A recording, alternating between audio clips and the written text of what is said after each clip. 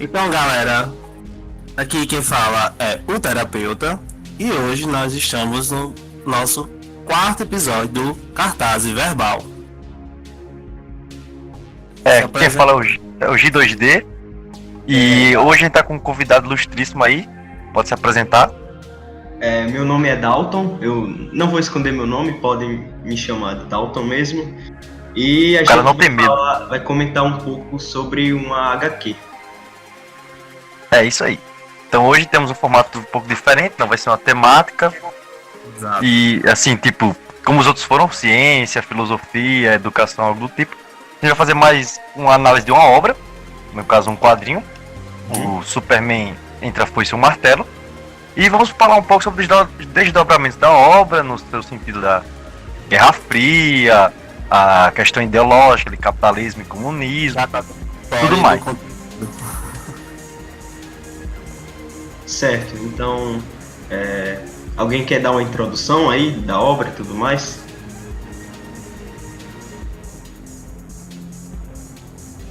Calma aí. Tô pegando aqui. Eu posso existe dar pra uma isso. introdução se você quiser. Pronto, perfeito.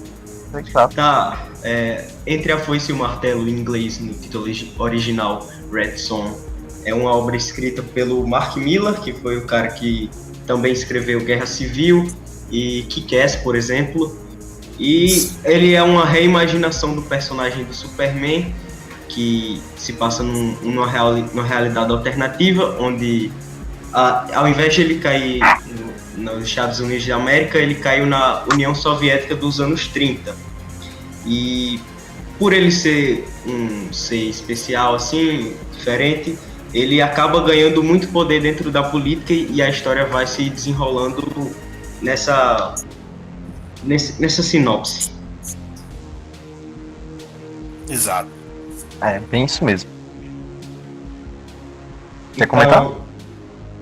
Cara, vamos comentar primeiro sobre... Porque a obra é dividida em 3 capítulos, né? Então, Sim. vamos comentar primeiro um pouco o primeiro capítulo, o que vocês acharam e tudo mais. Pra galera aí que não conhece muita obra, é importante falar sobre isso. Que inicialmente ela foi lançada em 3 partes, tá? Separadas e tal. Sim. E hoje em dia você já encontra ela em volume único, né? Com essas 3 partes unidas. Apesar de que justamente as 3 partes elas se passam com um certo intervalo de tempo. Tem uns time skip entre elas. Então meio que cada uma é um... Você consegue identificar bem que é um episódio isolado dentro da história. São partes muito chaves dentro de uma linha do tempo, vamos dizer assim. Certo. Então, alguém quer começar dando sua opinião?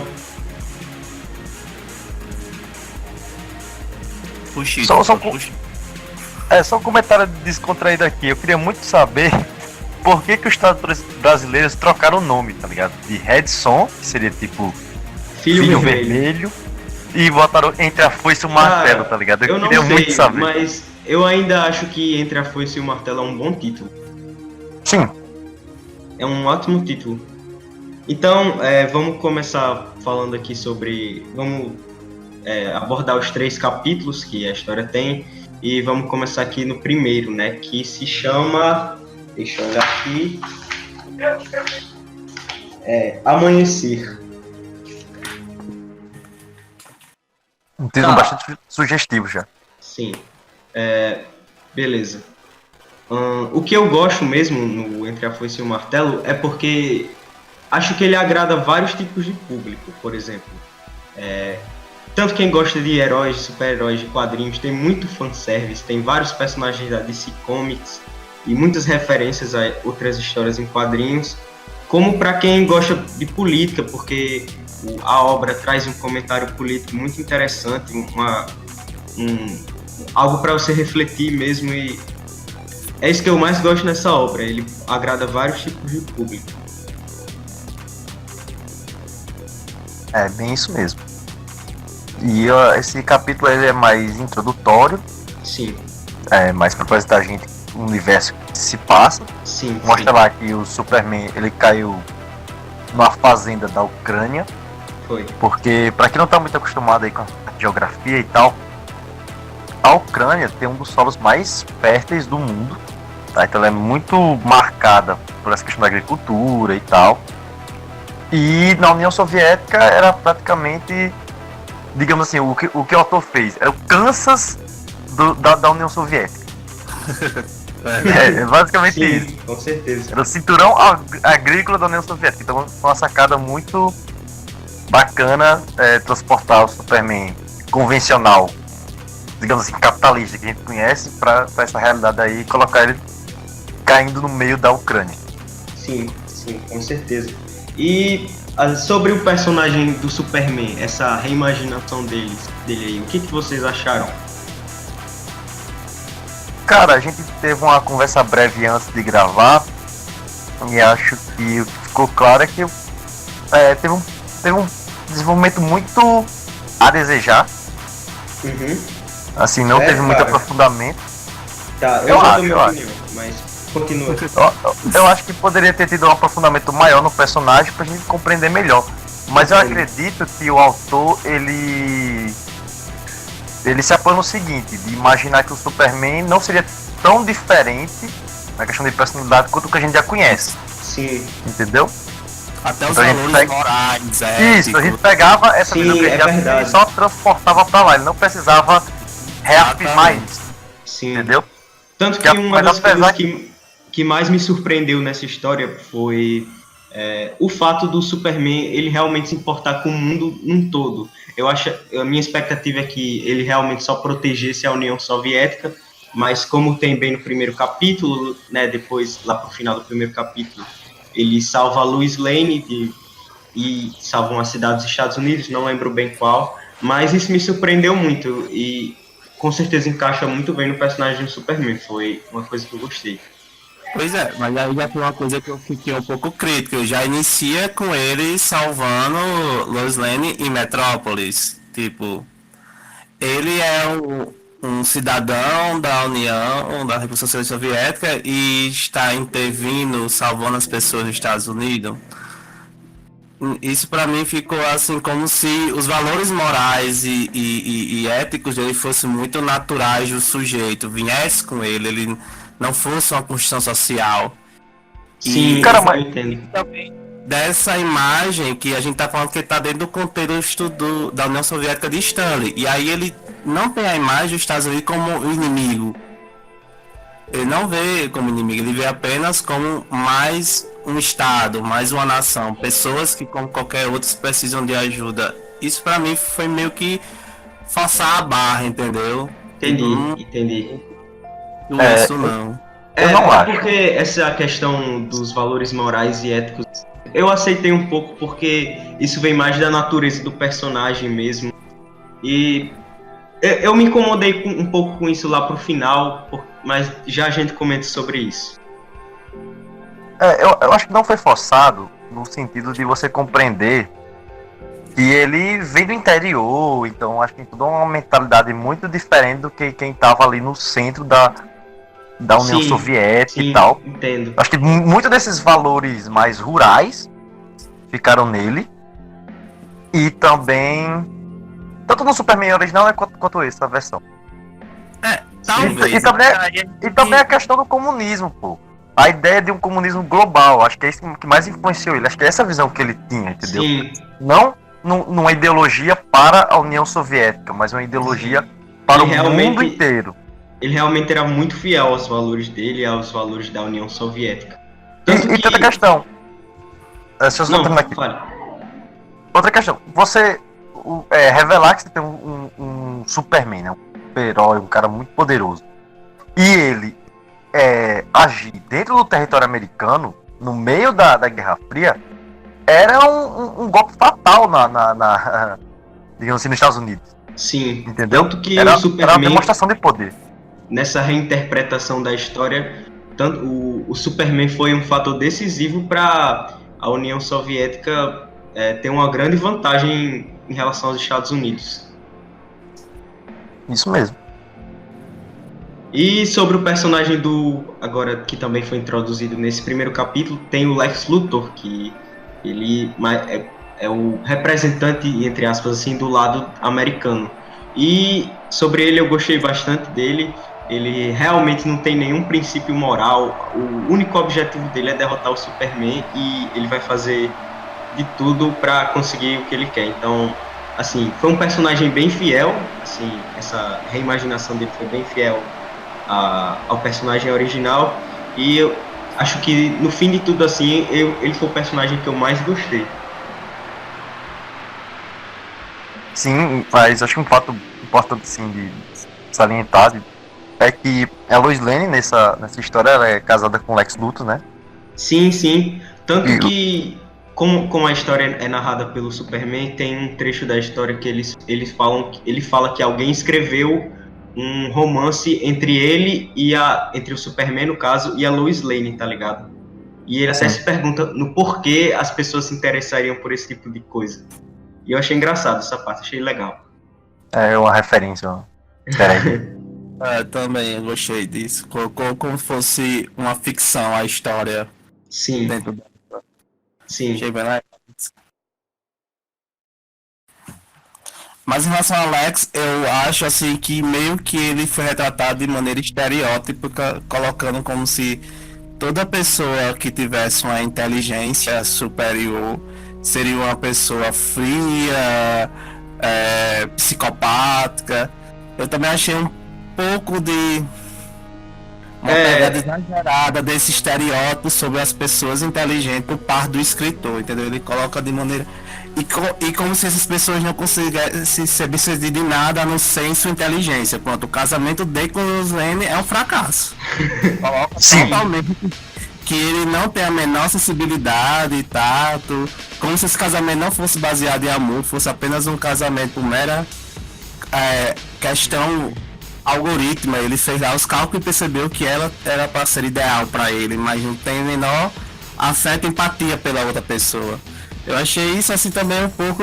Tá, você coloca ela casada com ele, mas diz que é um casamento feliz. Então que seria melhor para ela a outra versão do universo original, que é ela com o Superman. uhum. Sim, ele realmente foi um personagem bem unidimensional nesse sentido.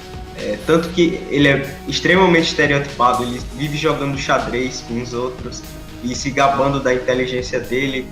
E realmente isso é algo que incomoda um pouco, pode incomodar, porque ele não é um personagem tão aprofundado quanto o Superman.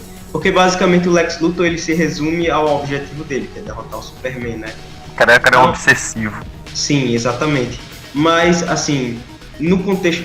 No início eu me incomodei um pouco com isso, mas no contexto da história e com o desenvolvimento da obra, eu acabei gostando do Lex Luthor e eu acho que ele funcionou dessa forma, mesmo sendo um personagem bem raso. É, Sim, acho de que eu base concordo. geral, concordo, sim. É um personagem que se encaixa bem à história mesmo. Uhum. Ou seja, ele cumpriu o seu papel na história que é o mais importante. Sim, exatamente. Bom, sobre a questão acho que mais política da coisa, Guerra Fria e tal, acho que a gente pode Sim. puxar mais pra esse lado. Tipo, uma das referências que eu achei mais bacana, assim, não uma referência, digamos assim, um easter egg, é o fato do Stalin significar Homem de Aço e esse ser um título muito dado ao Superman. Isso foi muito legal. Interessante. Mas, assim, uma dúvida que eu queria tirar, porque vem mais de contexto histórico e tudo mais. Vocês lembram daquele, eu acho que ele fazia parte do Ministério da Segurança da União Soviética, assim. Ele era chefe da polícia, que é o filho ilegítimo de Stalin. Aquela figura histórica realmente existe ou ele é um personagem ficcional? Cara, eu fiquei de pesquisar e acabei esquecendo, eu não tenho essa informação. Doido, a mesma coisa, eu também pensei isso e não olhei o contexto. Sim, sim. Mas eu gostei muito daquele personagem também, bom. E o desenvolvimento, a conclusão do personagem, gostei bastante dele.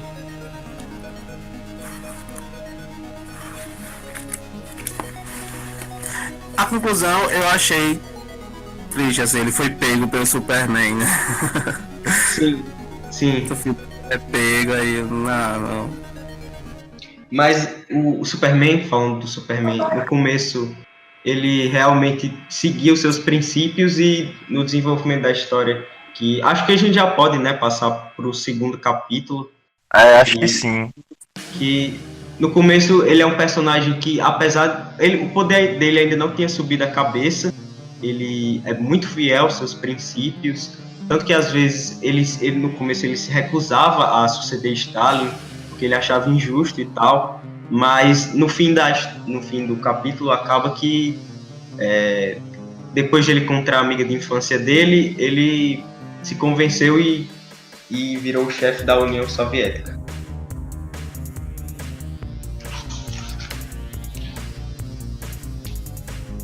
Pois é, quem diria um dia o Superman ser o líder da União Soviética?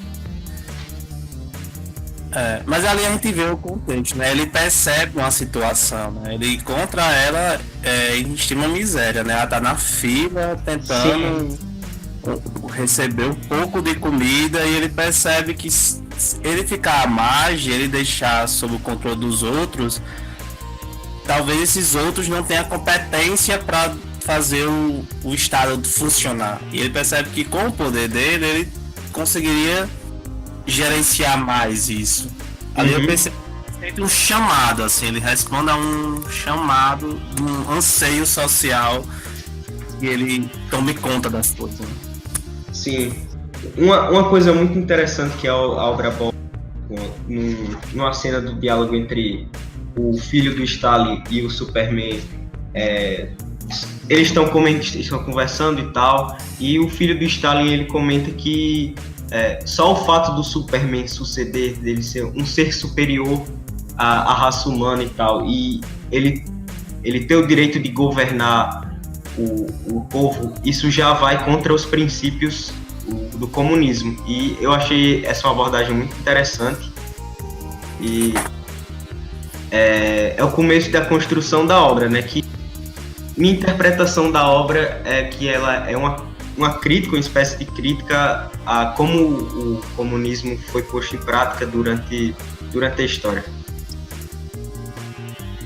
Sim, até uma coisa que ele conversou realmente antes também, que sobre isso, de que a forma como é retratada a sociedade da União Soviética é totalmente de maneira negativa, em todo o contexto da obra. Sim. Ela sempre é um ambiente mais escuro, um ambiente mais sombrio e cheio de problemas, de dificuldade, e coloca os Estados Unidos em um patamar sempre consagrado de o refúgio do sol, aquele ambiente em que você tem prosperidade e que você vai vencer o inimigo, como aquele lugar de resistência ao grande inimigo vermelho. Sim, sim.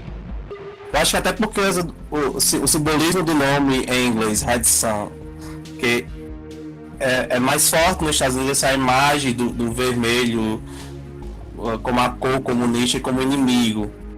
Enquanto no contexto nacional, a gente está incorporando isso nos últimos tempos, dentro da política nacional, essa questão de ligar o comunismo ao vermelho, mas antes não era tão forte essa simbologia no Brasil. Acho que por isso que até um pouco do tipo da tradução, entre a foice e o martelo. Que liga muito mais aos movimentos comunistas e trabalhistas, essa simbologia da foice e do martelo. Sim, acho que isso realmente explica a adaptação da obra. Do título. Porque eu vi também que a tradução, tanto em espanhol como em catalão e italiano, eles mantêm o nome Red Sun. Eles mantêm essa simbologia, que também acaba sendo mais forte nesses países, essa ligação. Entendo. Então, agora aqui, puxando para o segundo capítulo, que é Zenith. Não sei o que a palavra significa, se vocês souberem, podem comentar aí. Mas é quando o Superman assume o poder e a União Soviética, a obra começa a se divergir da história oficial, né? Porque a União Soviética começa a prosperar e manter uma grande vantagem dos Estados Unidos. Tanto que você pode perceber que quando o Superman assumiu o poder, a fome caiu para zero, a criminalidade caiu para zero, porque basicamente ele é um deus onisciente e onipotente, ele ouve todos E o único problema assim, que eles retratam da sociedade soviética é o fato da censura, você não poder falar nada, da opressão que o regime totalitário impõe em cima do povo. Sim. Que não deixa de ser uma característica de regimes autoritários, e de fato ele retrata bem essa parte, porque era assim que funcionou a gestão de Stalin, né? A de Stalin era uma gestão altamente opressora, em que você não podia ter dissidência, pensamentos antagônicos em relação ao que era legítimo do Estado. À toa que nesse período foi onde aconteceu o maior genocídio da história da humanidade. A gente sempre relembra do Holocausto alemão, nazista, mas a gente não lembra que durante a União da Soviética, durante o período de Stalin, muita gente foi mandada para o exílio na Sibéria. E sem a menor condição de sobrevivência. Os famosos gulags. Acho que, assim, acho que o pessoal releva mais essa questão do Stalin, comparando ao regime do Hitler, justamente por exemplo, o regime de Stalin, a prática dele vai contra muitos dos princípios comunistas. Então, o Estado era forte, no comunismo não tem Estado, então eu acho que é por isso que o pessoal releva um pouco, enquanto o regime de Hitler ia a favor dos princípios dele, de soberania de raça. Então vamos lá. Bom, desculpa aí para quem entende mais do assunto político, por causa da forma que a gente está usando os termos aqui, principalmente o comunismo. Mas acho que a partir de agora é bom especificar a diferença entre socialismo e comunismo. Esses dois termos estão relacionados? Sim, estão, mas não é a mesma coisa. O socialismo a gente pode entender como uma etapa do comunismo. Principalmente quando você vai lá para o socialismo científico, as ideias lá de Karl Marx, Engels, eles falavam que era necessário para superar o capitalismo que os operários, né, os trabalhadores, os camponeses, juntamente tomassem o poder na famosa ditadura do proletariado, que consistiria o socialismo. Nessa fase, sim, nós teríamos um Estado forte, interventor, que ia começar a fazer as transformações, tipo estatização das empresas, tudo mais, tentando garantir uma maior igualdade, digamos assim. Seria a etapa do processo. E o comunismo seria a etapa final, em que a igualdade estaria tão bem estabelecida que não seria mais necessário a existência de um Estado ou algo do tipo. Esse Estado deixaria de existir, essa ditadura deixaria de existir, chegaremos ao comunismo, que é bastante utópico. Então acho que o Stalin ele representa muito bem a face socialista. Agora, João Ítalo, agora a gente pode puxar um pouco para o tópico, até linkar com a história, né? Com o papel do Batman e a anarquia. Porque ele é um personagem que representa a anarquia na história, e eu queria que você comentasse um pouco o que você acha dele, o que você achou do papel dele da história. Cara, bem rápido, antes de entrar na história do Batman, eu descobri que o personagem lá, o Piotr Kozlov, que faz o chefe do Departamento de Segurança da KGB, ele é um personagem fictício mesmo da DC, e ele aparece em Euro, no universo de Euro, como o chefe da KGB mesmo. Então ele foi importado lá pra essa versão. Ele é um personagem já da DC já mesmo. Sim. Não é uma representação real de alguém. Ele é um personagem fictício mesmo, que foi colocado ali como filho de Stanley nessa versão da história.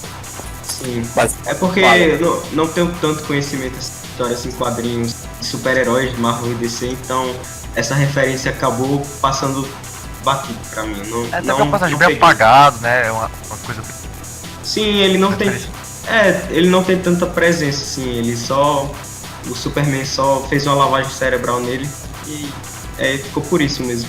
Mas ele tem a linkagem com o Batman, né, que vai falar agora. Ele tem uma importância ali nesse momento da ação do Batman. Sim. Mas eu acredito que na história do Batman, tipo assim, a importância não é do personagem. Acho que é da situação. Qualquer outra figura, qualquer outro personagem que fizesse o que ele fez, você viria, entendeu? Porque pra quem não sabe, o que acontece nessa história é que o Batman também ele é da União Soviética. Sim. Criança lá, antes, né? Ele era uma criança, no caso. E aí os pais dele são mortos porque eles eram contra o regime, que faziam críticas e tal. E são mortos pela força lá policial, que agora eu esqueci o nome. Mas que era muito. KGB, eu acho. É a KGB. É a KGB. Porque na época ela tinha outro nome que passou a ser KGB depois. Sim. Mas essa mesmo. A verdade é que mata mesmo o pai, os pais do Batman, é o próprio Piotr Kozlov. É ele mesmo que executou. Sim, mas é como eu tô destacando. Tipo, não é. Não, e a gente tem que contextualizar que. Opa, vai, fala. É que tipo, o que eu quis dizer é isso, que a figura dele não é tão importante aí, entendeu? Eu acho que é mais o símbolo. Sim, não é por causa do cara, mas sim porque foi o governo, foi a força do governo que matou, o Estado, entendeu? O Estado. Representa o Estado. Isso. Mas também tem que contextualizar que nessa versão a violência foi maior, foi mais cruel, porque nessa versão o próprio, não sei se o nome do personagem chama Bruce nessa versão, mas eu acho que sim, não lembro. Mas eles, o próprio eles não, só uma curiosidade aqui, eles nunca citaram o nome do Batman na história. Então eu acredito que seja algum nome russo, mas fica por isso mesmo, vai, pode continuar. Esse personagem que faz o Batman, esse menino, ele também foi alvo da violência. Ele mesmo foi vítima. O cara atira nele. Diferente da outra versão em que o Batman sai ileso, o Bruce sai ileso. Ele não é vítima da violência, apenas testemunha a violência. E dessa vez não, ele também levou um tiro. Sim. Isso até é mais simbólico dessa vez, porque mostrou como se a violência praticada pelo Estado fosse maior do que a própria violência quando ela é um fenômeno urbano, por exemplo. Sim, então, tanto que a obra mesmo é crítica para mim essa versão.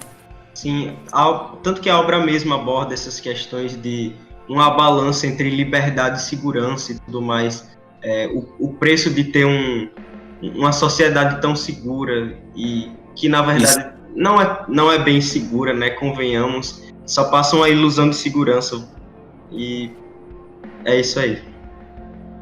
Sobre o Batman, eu gostei muito do papel dele na história. Eu achei que foi a escolha certa, o personagem do Batman, por causa que é um personagem icônico, tem bastante presença. E, como o Joítalo falou, é mais o símbolo do que o personagem mesmo. Tanto que, entrando em spoiler aqui, quando o Batman se sacrificou na luta contra o Superman e a Mulher Maravilha, que é a minha parte preferida da história, algumas pessoas começaram a adotar o movimento dele, o movimento anarquista, usar máscaras do Batman, pichar o símbolo do Batman, do morcego, nas paredes.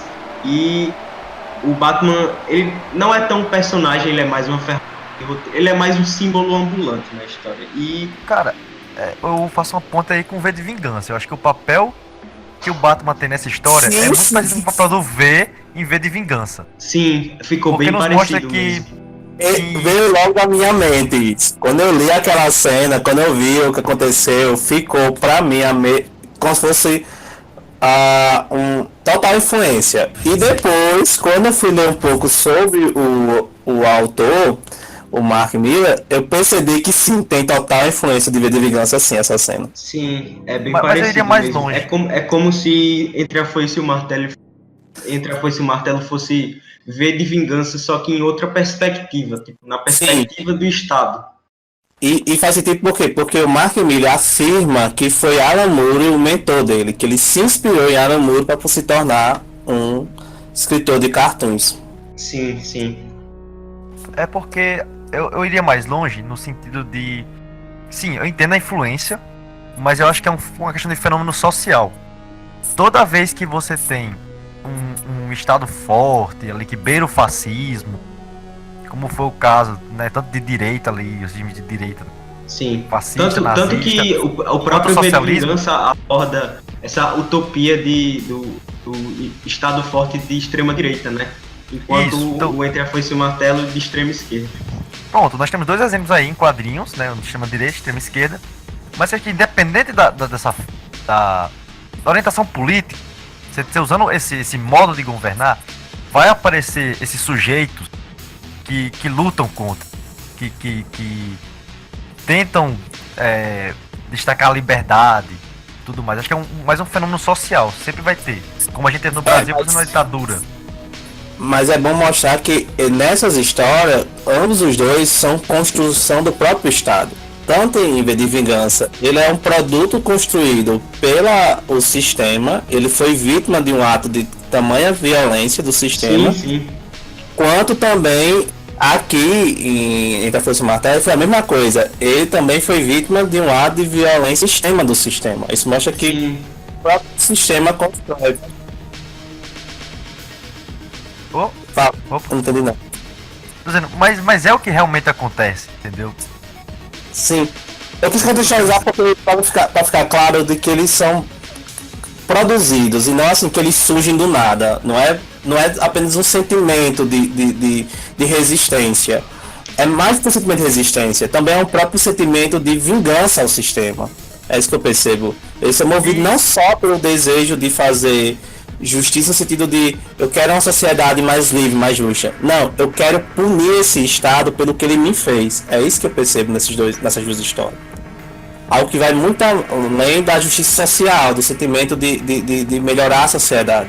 É um sentimento de se sentir vingado pela dor sofrida causada pelo sistema. É a minha análise pessoal. Assim. Até parando para refletir agora, eu reparei uma espécie de, entre aspas, inconsistência, né? Como a gente estava falando no começo do debate, quando a gente estava introduzindo um pouco o Superman, o terapeuta, ele citou um pouco o fato do Superman não ser tanto um produto do meio, ele ser como os valores morais e éticos dele seriam uma espécie de não serem um produto do meio, não serem influenciados como se fossem naturais, como se o homem com esses valores imbuídos em si e não uma construção do meio social, porque como eu disse, quando ele passa a ter a mesma moral e a mesma ética que ele teria se tivesse crescido no Kansas, mostra como se a sociedade não influenciasse tanto o caráter e a personalidade. E sendo que a gente sabe, à luz da ótica da psicologia atual, que não, que pelo contrário, nós somos muito mais resultado do meio da sociedade que nós vivemos do que uma questão genética, de que como se nossos valores morais, sociais, éticos viessem com a gente. Não, a gente já sabe hoje que não é assim. E na obra é retratado como se ele sempre fosse essa pessoa, independente da sociedade que ele crescesse. Sim, exatamente. Tanto que o Batman é completamente o contrário do Superman. Se não tivesse ocorrido aquele ato de violência por parte do Estado, ele nunca teria sido Batman, ele nunca teria representado esse movimento que, após Exato. isso, tanto influenciou na história. Percebendo Exatamente. que a ideia do Batman vai muito mais além do que o Batman. Sim, ele Uma foi morte um dele ótimo se torna um personagem nessa símbolo. história. O papel dele... Se torna um símbolo pra toda uma luta, muitas pessoas se afirmam como Batman. Você vê, Mas é símbolo isso de uma até causa. fazer uma ótica mesmo, que a obra é muito maior do que um sujeito. Por mais que a gente faça uma coisa imbuído de um valor pessoal, isso não significa que o resultado do nosso movimento, da nossa ação, vai ser apenas aquilo que nós pensamos, que nós projetamos. Não, ele, como eu disse, ele foi movido por um sentimento, ele não tinha noção do que o que ele estava fazendo iria despertar toda uma série de pessoas. Entendeu?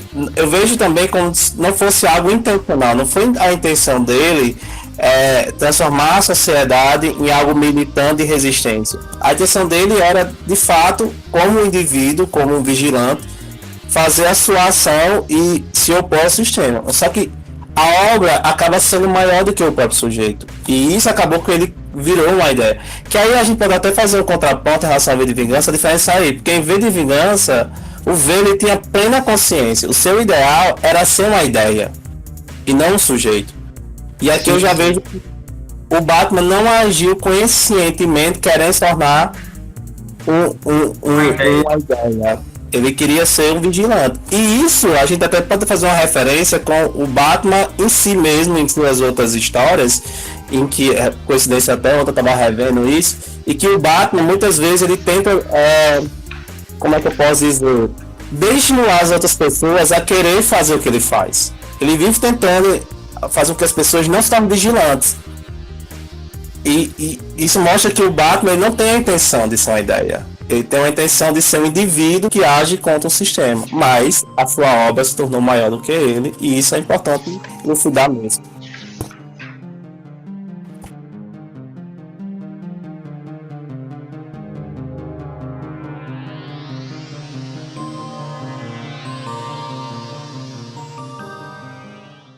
Porque ser o Batman é um fardo a se carregar, né? Sim, sim. Então, agora a gente já pode passar para o terceiro capítulo. Acho que já deu para abordar tudo irrelevante no segundo, porque foi o Batman que mais se destacou nesse capítulo, convenhamos. E o terceiro capítulo foi o que eu menos gostei, que é o Point. Eu achei que ele colocou muitas ideias de uma vez. Brainiac colocou a tropa dos Lanternas Verdes, a galera lá da Mulher Maravilha indo contra o Superman, que a gente até esqueceu de citar, a Mulher Maravilha, né? Que no começo ela era simpática aos ideais do Superman, depois... Eu até vou falar sobre a ver mais à frente, mas se quiser falar agora a gente já fala sobre isso. Pode falar, mano. Meto o aço.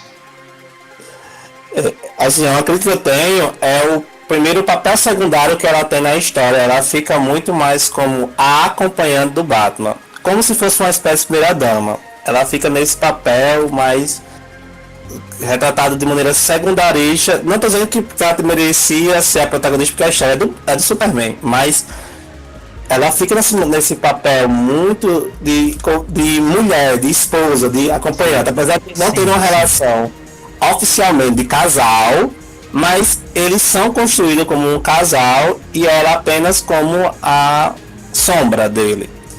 E eu achei essa retratação um pouco, dentro do contexto mesmo, assim, levando em consideração a visão de como a sociedade enxerga sempre a mulher, por mais que ela seja uma mulher que tenha força. Concordo. E até o desfecho dela, da história, como acontece, mostra uma insensibilidade da parte dele em entender o que acontece com ela, o que é que ela desejava, o que é que faz, que move ela até romper com ele e se aliar, de certa forma, ao inimigo que é Lex Luthor. Então, eu percebo que a forma como ela é construída na história me faz ser um pouco crítico da visão que se tem sobre ela. Sim, mas assim, ao menos na conclusão do personagem dela, por exemplo, o fato dela estar na sombra do Superman teve uma consequência, ela se iludiu, mas no final ela até se juntou aos Estados Unidos, né, o Lex Luthor. Então, pelo menos a história teve trabalho de abordar esse fato, porque, por exemplo, quando eles estavam, sobre a personagem da Lois Lane, ela é completamente submissa ao Lex Luthor, ela basicamente se resume ao Lex Luthor, e isso foi uma coisa que me incomodou bastante na personagem da Lois Lane, não só nela, como em várias outras personagens femininas dessas mídias, quadrinhos, filmes, mangás, séries. E eu acho essa representação de personagem feminina muito antiquada, sabe? Então, e assim, sempre um papel secundário. Sim, mas a história, a gente tem que levar em consideração a história de 2003 ou 2004, por aí. Então, ainda existia um pouco desse pensamento arcaico. Não, Mas eu concordo. acredito que tem uma função na história. Não foi algo fruto de um preconceito para o escritor ou algo do tipo, mas acho que realmente para retratar como as mulheres são na própria história Sim, humana, entendeu? entendi. Eu tenho um caso aqui, por exemplo, para citar. Se eu falar, tipo, quem é Lô Salomé, pô, ninguém sabe, tá ligado? Mas eu falar, a mulher que Nietzsche gostava, que o Freud gostava, todo mundo vai saber agora. Porque Sim. é esse o papel que é dado. Tipo, ela foi uma grande filósofa, poeta e tal, mas ninguém lembra dela por causa disso. Só lembra porque o Nietzsche gostava dela, Sim. entendeu? De fato. Sempre é dado esse papel. Então, quem é a Mulher Maravilha? Ninguém. Anda com o Superman, Mulher Superman. Ah, lembrei. Entendeu? É sempre assim. Até acho- na própria história os personagens ficam. O Stalin, quando ele tá conversando com o Superman, ele fala pro Superman que ele e a Mulher Maravilha é um belo casal e tal. Então até os próprios personagens da história são conscientes disso. E constrói aquela figura do casal idealizado. Sim. É tipo o pessoal que pega, tipo assim, dois atores, sei lá, famosos, Sim, com certeza. muito relevantes, Mas- chipando mas- e tal. Mas assim, até no final da história, uma coisa que eu gostei nesse último capítulo, que como eu já falei antes, foi o que eu menos gostei dos três, mas uma coisa que eu achei muito bom foi o fato dela ter se desiludido com o Superman e tudo mais, e ser uma personagem mais própria. Ou seja, tem uma evolução na personagem no decorrer Sim. da. Sim. Então, sobre o capítulo 3 aqui, tem outro time skip, o Superman já tá bem velho, e a União Soviética tá aí botando É o pra mundo já. fuder. Praticamente. Sim, 6 bilhões de comunistas no mundo. Cara, E- aí que me incomodou, porque não faz o menor sentido. Um desenvolvimento extremamente rápido, sem nenhuma explicação. Eles realmente não abordaram como aconteceu, eles só Parece só que jogam milagrosamente todos os problemas sociais foram resolvidos. Sim, porque. Mas eu aceitei isso, né? Porque o Superman, ele é o fodão e tudo mais, então. Mas é estranho, tá ligado? Eu sei. Pode ser um detalhe que a gente tá esquecendo. Tem Brainiac nessa história. Ah, É. sim, Sim. verdade. Eu acho que o Brainiac foi tão genial na história. A inteligência de Brainiac. A história já começa justamente com o Brainiac já como uma espécie de supercomputador governante. Apresenta que Brainiac, né, foi reprogramado e colocado ali como a mente pensando o governo. Ele meio que terceiriza o governo enquanto ele está recluso lá numa fortaleza no extremo norte da Rússia. Tanto que de uma A forma gente ou esquece outra. isso. E Brainiac é uma inteligência artificial consagrada já na DC. Eu acho que foi isso que o autor até fez. Ele não se preocupou em introduzir Brainiac, ele não se preocupou em falar sobre Brainiac detalhadamente, porque já é um personagem consagrado. Estabelecido, Ele só sim. joga e ele deduz que daí a gente vai entender que Tem, todo o avanço tecnológico, científico da sociedade se justifica porque eles têm aí uma inteligência artificial altamente poderosa, com sei quantos mil cérebros de capacidade, governando, entendeu? Tomando decisões. mas tem outro Sim, artifício tanto aí. que Tem no, outro... no dessa fim das forma. contas, no fim das contas, era o Brainiac que tava manipulando o Superman e era Exato. tudo o plano dele. Algo que Ou eu não seja- gostei muito na história, mas já eu comentei sobre isso. Eu acho que, tipo, o fato de a gente ter esquecido de mencionar o Brainiac só mostra o quanto o plano do Brainiac foi, tipo, muito foda, entendeu? Porque ele é aquele elemento que tá presente na história desde o início, mas passa, de certa forma, despercebido. Sim, Entendeu? sim. Você não vê Cara, mas a eu vou ser influência sincero, dele. que eu não gostei muito do papel do Brainiac na história, porque eu queria que fosse o último capítulo fosse mais um desenvolvimento do Superman mesmo, decisões que ele estava tomando, o poder subindo a cabeça dele, mas no fim das contas ele só estava sendo feito de marionete pelo Brainiac. Então, Mas será que Isso. todos que chegam no poder não são manipulados? eu sei, mas assim, eu queria que fosse uma coisa mais do Superman, que ele tomasse mais atitudes vindas dele. Porque, assim, quem tava por trás de tudo, no fim das contas, era o Brainiac, sabe? E essa é a história do Superman. Eu queria que a corrupção, assim, do personagem viesse mais dele do que... Exatamente, é uma crítica que eu tenho também a esse processo de corrupção. Não ficou tão claro que ele se corrompeu. Sim. Não Na minha ficou... interpretação, foi mais uma manipulação do Brainiac mesmo, porque tanto no final o Superman luta contra o Brainiac, que eu achei meio whatever, tipo, o Lex Luthor escreve uma carta pro Superman e ele fala pra colocar toda a sociedade numa garrafa. Alguma coisa assim, colocar o mundo na garrafa. Eu fiquei, what? E o Superman começa a chorar. Eu fiquei, que exagero, boy. Eu fiquei assim, cara. Eu tava também, mais velho. drama dessa carta. Só isso, pô. Por isso que eu não gostei muito desse terceiro capítulo, porque tem muitas ideias jogadas e não tão bem. Por exemplo, os lanternas, até puxando aqui o tópico da tropa dos Lanternas Verdes. Inútil. Cara, eles não tiveram nenhum impacto na história, sabe? Foram pra morrer.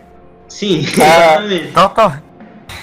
Foram colocados ali só pra mencionar mais um personagem da DC. Pronto, só isso. Só pra fazer referência ao universo. Coloca o Hal Jordan, coloca a tropa dos Lanterna Verde e pronto. Só Em 2 páginas a galera acaba. Então, eles perderam tempo construindo todo um background dele imaginando Sim. que tava construindo um campo de concentração comunista. Eu achei isso muito perda de tempo, sei lá. Tipo, velho, teve não todo um gostei. bagulho do anel. A gente esperava que mais cai coisa do na Hal terra. Jordan. Né? Eu também, Todo um bagulho. esperava. E Tipo, sobre o Lex Luthor, o que vocês acharam do presidente dos Estados Unidos? Outra forçação de barra, a prosperidade americana no mundo isolado. Nada. Os Estados Unidos está isolado do mundo. Fica bem claro na história que o resto do mundo todo é soviético. Os Estados Unidos é o único local do mundo que não é soviético. E aí como é que ele consegue recursos financeiros para se Porque ele é um prosperar? gênio. Pois É isso que a história porque explica, porque ele é um gênio. A explicação é porque é o Lex Luthor. Porque ela Exato, aí não faz sentido, tipo, entra totalmente em desvaneio utópico, é pura utopia, não tem como uma sociedade prosperar, por mais que ela tenha uma mente brilhante governando ela, se não há relações, se não há, Exatamente. porque a base do capitalismo, foi uma coisa até que eles esquecem, a base do capitalismo é o comércio. Se não há comércio, se o resto do mundo não consome nada que os Estados Unidos produz, como ele vai atrair capital? E outra, os Estados Unidos não é uma terra próspera em recursos minerais. Ficou como se os Estados Unidos tivesse total autonomia mineral. Não é assim. Os Estados Unidos é um dos países que mais importa recursos minerais de outros lugares do mundo para produzir os metais e outros materiais que ele precisa para desenvolver tecnologia. Ele é uma siderurgia, mas ele tem a matéria-prima. Então como é que ele conseguiu essa matéria-prima produzir aqueles arranha-céus magníficos em Metrópolis sem a relação comercial com o mundo inteiro? Se o mundo inteiro era comunista e ele era o reduto, entendeu? Sim. mais dinheiro. Essa abordagem na história é muito superficial, por exemplo. Eles nunca aprofundam bem assim as atitudes do Superman, o que ele faz. A gente só sabe que ele é um vigilante, que ele vigia a Terra, mas e a gente sabe também que a União Soviética é muito próspera, mas a gente não sabe como. E o Lex Luthor igualmente. A gente nunca viu as medidas que ele toma. Eu acho que se esse quadrinho fosse mais longo, ficaria melhor. Eu também acho. Dava pra abordar muita coisa melhor. Principalmente nessa reta final.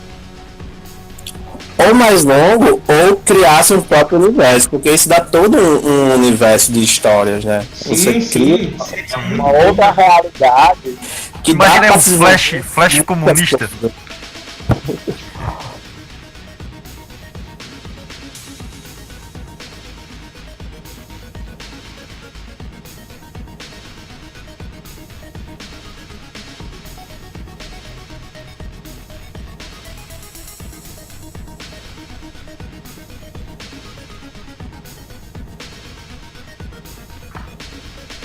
Alerta, Certo. muitos spoilers.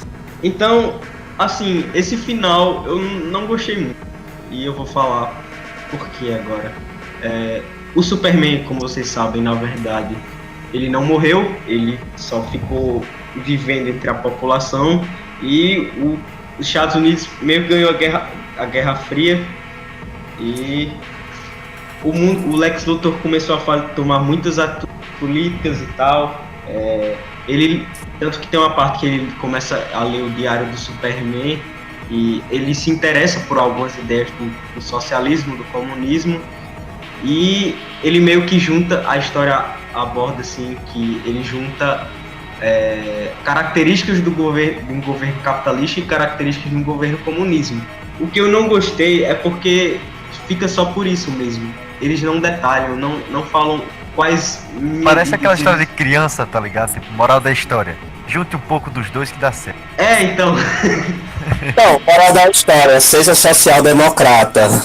Vira Noruega. Porque, sei lá, cara, tipo, quando ele junta os dois aspectos desses sistemas econômicos, o mundo prospera muito. Tipo, Do nada. sim. Os caras começam a, sei lá, visitar o pós-vida, a tecnologia tá absurda. Sim. E aí eu falo até uma crítica que eu tive mesmo, é tipo, enquanto a Terra estava sob ingerência de um alienígena, entre aspas, né? Depois a gente percebe a verdade sobre isso, isso era errado. Mas a partir do momento em que um ser humano passa a governar todo o planeta, porque isso vira também uma ditadura de Lex Luthor. E não é criticada essa ditadura de Lex Luthor. Sim, E eu ele concordo. passa a governar o mundo todo. Ele é um e aí o mito. mundo prospera. Tipo assim, quando os Estados Unidos, um líder americano, governa o mundo, tudo bem, o mundo vai bem. Mas se outra pessoa que não é nem sequer humano governa em nome de outro estado, o mundo não dá certo. Sim, tanto que no fim das contas o Lex Luthor meio que foi tratado como um herói. Isso! Exato! Eu achei. Eu não gostei, cara, eu não gostei. Eles não abordaram os do governo do Lex Luthor, sabe? É como se fosse tudo perfeito. Cara, os problemas sociais são muito complexos, tá ligado? É muito difícil você solucionar coisas. Sim, E geralmente com quando você toma uma certeza. atitude, você gera outros problemas. Mas acho que E aí, milagrosamente ele resolve tudo. E o romântico de que uma ditadura capitalista seria melhor do que um governo ditatorial autoritário comunista. Eu também vi isso aí. Colocou-se como governo autoritário ditatorial capitalista fosse a solução do mundo. Ele não colocou que a solução do mundo fosse uma sociedade fragmentada com vários governos. Não, ele colocou um único governo sobre uma única pessoa, mais que a ideologia dessa pessoa fosse o capitalismo. Eu achei aí Eu iria até além. uma propaganda do capitalismo dos Estados Unidos. Aí. Sim, Você sim. não tem nem sequer Tanto tipo, que uma pessoa. Eles nunca, na história, se eu não me engano, o Lex Luthor fica no poder até a morte dele, e isso nunca é problematizado na história. Isso nunca é abordado. E a Ninguém fala dinastia que ele deixa? de movimento anarquista, não fala nada disso. Só fala que o mundo foi próspero, muito bem sucedido, e que a família Luthor deixou um mega legado, e sei Pois o quê. vira quase uma monarquia. Exatamente. Dinástico. Exatamente. Aí é bom até colocar uma questão de que o Mark Miller é escocês. É bom falar sobre isso. Talvez isso influencie essa visão. Ele é escocês. Só que aí vem uma questão que me deixou até um pouco preocupado por ele ter tido essa visão romântica de uma monarquia dos Luthor. Ele é um escocês independentista. Ele é membro do Partido Independentista Escocês. Então, não sei muito bem. Talvez ele seja saudoso de uma monarquia escocesa. Não sei. Aí a gente ia ter que pesquisar um pouco mais, se aprofundar um E pouco até mais. conversar com ele e saber. E aí, você quer uma Escócia republicana ou monárquica? Mas assim, tipo, por mais que não seja tão bem abordado, eu acho importante os autores colocarem os pontos de vista dele nas histórias. As posições políticas eu acho muito importante. E nem que precisa ser abordado, mas a gente começa a fazer uma leitura mais crítica, a gente começa a perceber detalhes em que ficam os valores pessoais. Sim. É como se ele tivesse... É como se ele não conseguisse fazer uma autocrítica e fizesse só uma propaganda política, sabe? Da mensagem dele, do que ele quer passar. Pois é. Mas, então, tem o final, né? Cara, eu não gostei essa última página que revelam, spoiler de novo, revelam que, na verdade, o Superman é um terrestre da Terra e os pais dele mandam ele pro passado, na Ucrânia, em 1938. Cara, pra escutar. Sim, eu não gostei disso, eu achei meio fora com a mensagem da história, meio nada a ver, sei lá. Eu não achei... Porque esse final já é rushado e apressado por si só. Então eu achei meio jogado aí, sabe? Eu não gostei. Cara, tem um erro gritante nesse final. Tipo assim, eles falam de uma prosperidade da humanidade muito louca, né? Sim. Avançou que nem peste, colonizou tudo e tudo mais. E aí a gente sabe, isso é um fato científico, que o Sol realmente ele vai, no ciclo de vida dele, vai expandir, vai ficar vermelho e tal. E vai engolir a Terra num determinado ponto. Cara, se eles têm uma tecnologia tão louca e tão inimaginável, por que eles não resolvem esse problema? Pois é. Por que eles não mudam de planeta? Não sei. E outra, por que ninguém escutou a porra do que era pai do Superman? Aí não, vamos enviar a criança pro passado e morrer aqui mesmo. Não, cara, foi muito ruim, sério. Eu não fez o menor sentido isso. Os caras resolvem os problemas sociais tudinho e não conseguem salvar o povo do planeta. Pois é, cara. Eu não gostei também. Mas até puxando um pouco desse final que foi um pouco apressado, vocês, um questionamento aqui, vocês acham que modelos de governo, modelos econômicos tão opostos como o capitalismo e o socialismo, comunismo, vocês acham que juntando ideais dos dois características, vocês acham que isso poderia dar certo? Sim. Tá, mas de que forma? Até porque a gente já tem consagrado a terceira via, né? Já é consagrado na própria ciência política a terceira via, que é uma espécie de modelo social em que ele pega aquilo que é tido como interpretado como uma das características mais vantajosas de uma sociedade capitalista e aqui que tem como uma característica mais vantajosa de uma sociedade comunista. Que aí, como eu falei antes, é o caso da Noruega, Suécia, Finlândia, Dinamarca, os nórdicos.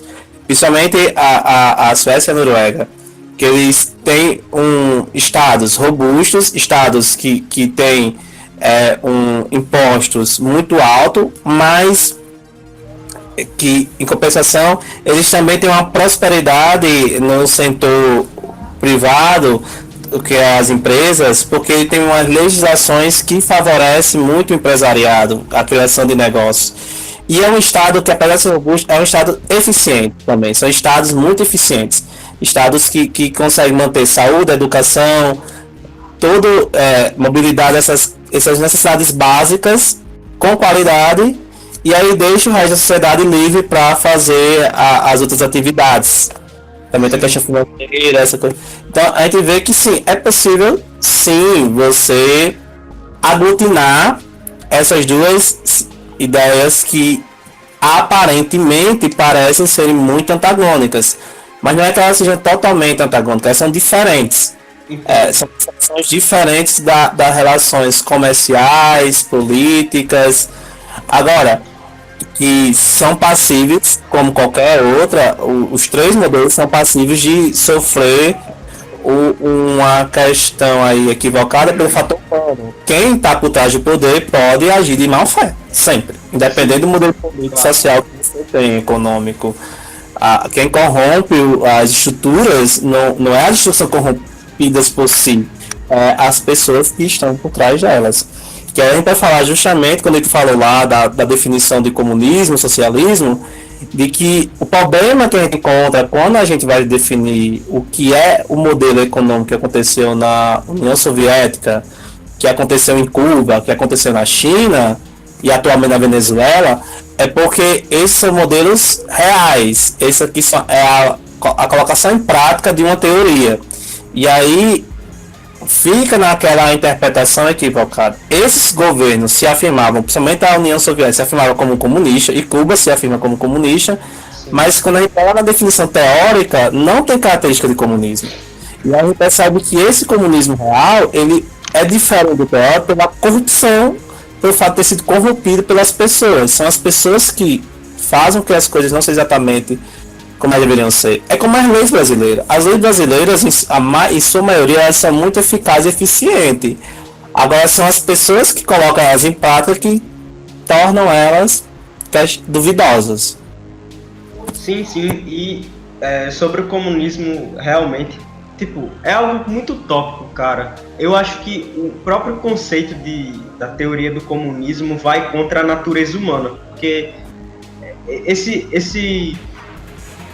essa ideia de igualdade social e o ser humano sendo uma espécie tão individualista, isso cola na minha cabeça, cara. Aí a gente tá numa questão polêmica, né? A natureza humana. É muito polêmico. A natureza humana não é tão simples assim. Traçar a linha entre o natural e o social é uma das coisas mais difíceis. É tanto que até hoje a psicologia, a sociologia ainda não consegue definir plenamente. Avançou-se muito o conhecimento sobre as influências sociais e as questões naturais do indivíduo, mas ainda não tem-se uma conclusão de fato. Aqui começa a sociedade, aqui está a natureza. A gente não consegue fazer isso ainda com precisão. Uhum. Ainda sobre a questão de juntar ideias comunistas, ideias capitalistas, eu acho que um ponto importante de frisar é que o comunismo, digamos assim, principalmente no Brasil, vamos excetuar ali os países que já tem esse regime, tipo Cuba, China e tal, pegar, por exemplo, a realidade brasileira, praticamente não existem mais comunistas, tá? Não vou falar que não existem, porque sim, ainda tem pessoas, pequenos grupos, que se identificam com as ideias, mas deixou de ser um grupo expressivo, como já foi lá no século XX e tal.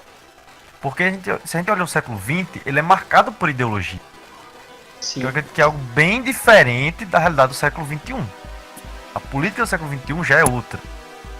E eu acho que o maior fruto deixado por essa luta é a social-democracia. É essa vertente de uma esquerda mais branda, digamos assim, o que foi chamado na América Latina de onda rosa. Sim, justamente, seria uma nova esquerda. Uma esquerda que abandona ali aquele radicalismo da ditadura, da tomada de poder, isso tudo, e tenta, pela via da democracia, tomar medidas mais populares e mais sociais. Ou seja, na metáfora, deixa aquele tom vermelho forte para uma coisa mais branda, mais rosa. Sim, e esse é até um problema um pouco que a gente um problema que se encontra na nossa sociedade atual, polarização política, né? O pessoal tem uma ideia muito antiquada de esquerda e direita. Algumas pessoas eu não sou de esquerda, por exemplo, mas algumas pessoas se autodenominam de esquerda e o pessoal já vai achando que simpatiza com ideais comunistas e tudo mais. Só que não é bem assim, sabe? Eu te garanto que agora mesmo, quando você falou que não é de esquerda, provavelmente algumas pessoas que estão escutando já vão imaginar várias coisas sobre você, dizendo você é direita. Exatamente, cara. Esses pensamentos, sem nem mesmo conhecer o que de fato você acredita. Pois é, cara, e sei lá, até eu que não me considero esquerda, simpatizo com algumas ideias, alguns ideais desses movimentos sociais, políticas sociais, dependendo do contexto do país, eu acho que são essenciais, assim. Mas, cara, a polarização política no Brasil tá muito forte. E isso é muito triste. Que? Eu já não vejo a polarização política como algo tão negativo assim. Eu acho que a gente tem que ter um olhar mais de contexto sócio-histórico aí. Que aí compete falar de um próprio processo de evolução da questão política. Se a gente olha para o Brasil, não era comum a questão política, as pessoas se envolver com o político. A política no Brasil, tradicionalmente, era uma questão que acontecia à margem da sociedade. Existiam os clãs políticos, as famílias políticas, e essas pessoas, elas se perpetuavam no poder e elas tomavam decisões e a população ela ficava inerte. Eu falo isso com a questão, assim, o que acontecia no Congresso e em Brasília não era uma questão tão que levava a sociedade a se envolver, a se interessar. Eu falo isso no contexto dos anos 90, dos anos 80, se a gente volta para os anos 90, dos anos 80, anos 70, a população mesmo, a grande massa, ela estava preocupada com o capítulo da novela da Globo. Ela não estava preocupada com o que estava acontecendo em Brasília. E eu já vejo que hoje a polarização política ocorre porque é um fenômeno de que a sociedade se interessou pela questão política. Então, hoje muita gente se envolve no assunto, mas como a própria política, a política mesmo é uma questão polarizada, porque a política tem vários espectros. Por isso que é tão chato também ficar nesse negócio esquerda-direita. Porque a política não é somente esquerda-direita, ela é muito mais do que isso. São várias ideologias, correntes, pensamentos, e você também colocar uma pessoa dentro de um valor é complicado, porque você pode sim ser uma pessoa que compactua com o pensamento liberal, econômico, e você não ser uma pessoa conservadora. Você pode querer a liberdade econômica, ao mesmo tempo que você também quer a liberdade social, você é a favor do casamento gay, você é a favor do aborto, entre outras coisas. Assim como você também pode ser uma pessoa comunista, no sentido de Estado, de dizer que o Estado tem que ter o domínio sobre o material de produção, não pode existir liberdade de mercado, e você ser contra o aborto, ser contra o casamento gay, e ser contra outras coisas. Então, é muito complexo definir o espectro do que é ser de esquerda e do que é ser de direita. A gente tem que ver a política um fenômeno maior, e eu vejo que a polarização está ocorrendo porque a população ela está se implicando na política. O que está faltando para a população é uma educação de qualidade que faça ela entender de fato o que é política. Sim, mas assim, cara, o maior problema que eu nessa polarização política do Brasil, sim, eu vejo que as pessoas estão indo mais atrás, se informar, só que nesse contexto de redes sociais e tudo mais, muita circulação de informação, também tem muita desinformação, cara. E ao invés de politizar, isso pode acabar despolitizando as pessoas. Esse é o maior problema que eu vejo nessa questão de polarização política, porque as redes sociais funcionam com algoritmos. E esse algoritmo, querendo ou não, ele vai filtrar muito. Então, a pessoa acaba se fechando numa bolha de informações, dependendo, sei lá, pode ser de esquerda, direita, tanto faz. E, para mim, esse é o maior problema da polarização política hoje, é o fato de ter muita desinformação, muita filtragem de informações também. Isso tocou num ponto sensível, importante, eu vejo, que é essa questão do acesso à informação. A gente percebeu, na verdade, com esse fenômeno dos algoritmos das redes sociais, que a gente tem uma consciência da existência deles e da manipulação do acesso à informação, a gente percebe que por mais que a gente tenha avançado em canais de comunicação, a gente ainda esbarra na plena informação, ou seja, no acesso pleno à informação e uma informação não enviesada. Porque a gente falar sobre essa questão do viés ideológico da informação, era muito pior antigamente, quando os caminhos de informação eram apenas os veículos impressos, como no início do século XX, lá no final do século XIX, quando esses movimentos sociais na Europa, que eu gosto muito de contextualizar isso, Então, naquele período, tinha polarização política na Europa. É tanto que a gente tem que lembrar que existiam os partidos conservadores que dominavam os estados e existiam os movimentos de massa. E aí a gente fala da Primavera dos Povos, em 1848, na Prússia, nos estados germânicos. Até porque a gente tem que lembrar que não existia Alemanha em si naquela época. E tudo isso mostra o quanto a informação também era algo difícil. Outro bom exemplo do acesso à informação como algo que leva à polarização também e a informação enviesada é a Guerra Civil Espanhola, que ocorre nos anos 30, antes da Segunda Guerra Mundial. Que lá nós temos movimentos sociais muito dispersos, nós temos vários movimentos sociais, na verdade, várias ideologias políticas degradando entre si e com informações enviesadas trocadas. Aqui no Brasil mesmo, as gerações dos anos 60, 70, as pessoas que eram de famílias conservadoras, elas cresceram acreditando que o comunista era uma pessoa do mal, que o comunista invadia a casa dela e raptar os filhos e estrupar as mães. Olha a imagem. Então, as fake news não é um fenômeno novo das redes sociais. Sempre existiu fake news. O que hoje nós estamos vivendo é o quê? O movimento de distribuição em massa das fake news e a propagação também enviesada de informação com base em algoritmos. E aí a gente realmente tem que pensar qual é o papel e a responsabilidade das empresas como Facebook, Google, Apple e Twitter, Telegram, sobre a informação que é compartilhada e sobre a distribuição dessa informação que é compartilhada em suas páginas. E isso realmente a gente pode começar uma discussão. Isso é salutar. Mas a gente tem que entender que enviesamento ideológico da informação é um fenômeno antigo. E manipulação da massa é mais antiga ainda. Eu acredito que o papo aí tá muito bom, realmente é um assunto que dá pra ir horas e horas, mas a gente precisa aqui finalizar. Tem um tempo bem bacana de discussão. Foi bem dito, mas é foda pensar uma história de super-herói e chegou nisso. E aí é importante pensar nisso, mostrar que quadrinho é informação, né? Que os comics não é meramente entretenimento, sem conteúdo, não. Não é coisa só pra criança. Isso.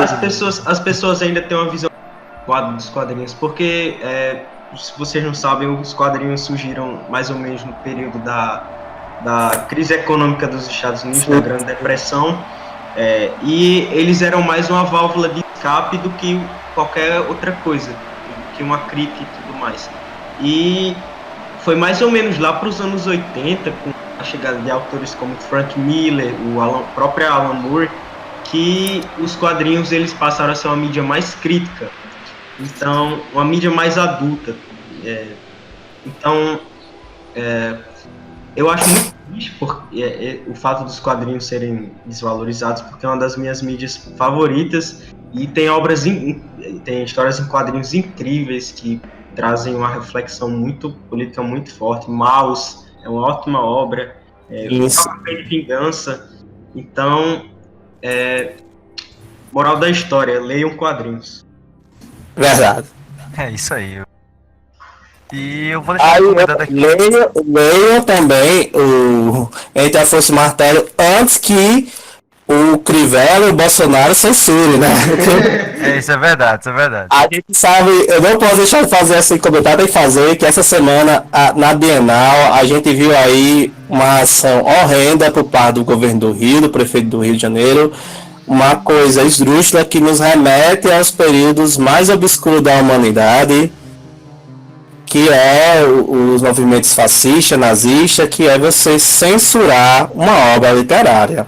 Você fazer apreensão, porque não foi apenas censura no sentido de que ele queria que o conteúdo tivesse com critérios de classificação de idade. Não, eles ontem mesmo voltaram à Bienal para fazer apreensão e com liberação judicial do material. Então isso para mim não dá. Então, gente, leiam a Entre a Força e o Martelo antes que Bolsonaro descubra. Porque quando ele descobrir, ele não vai gostar desse nome aí. E ainda mais que o Superman é comunista, ele não vai gostar disso. E o foda é que Não entre vai a Foice e ter o Martelo herói na comunista.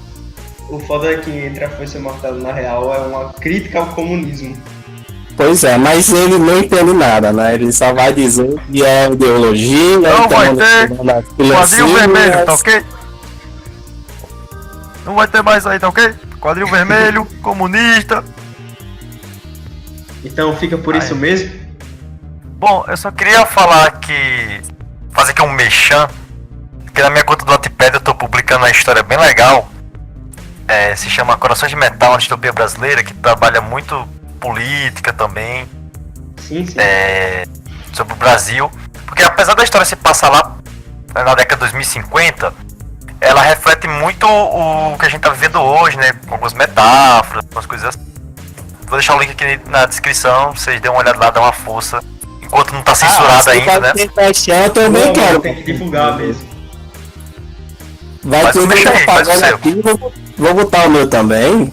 Também, gente, eu tenho lá no Wattpad uma história que justamente é uma história passiva de censura à Crivella, pois sim, é um conto de fada que é um LGBT, que era uma vez um príncipe, vão lá ler, ele tá classificado aí, cuidado com o Crivella, alguém não divulga pra ele, senão vai ter censura. Tradução, tenho manda nada no pra Twitter. divulgar. Por enquanto. Por enquanto. Por Por enquanto. enquanto. Por enquanto, porque eu já sei de projetos aí secretos que eu não vou revelar, Ih. mas tá vindo aí. E eu tenho que dizer que eu sou um dos fãs número 1 dessa obra aí. Bom, é isso aí. Então, fica até a próxima. Muito obrigado, Dalton, aí, por estar com a gente gravando. Quem sabe a gente pode chamar outra vez para comentar outros quadrinhos, outras Fique à obras. vontade, cara. Não só quadrinhos, pode chamar também pra outra temática. E eu tô aí. Então, valeu. É isso. Fui. Até mais, galera. Falou!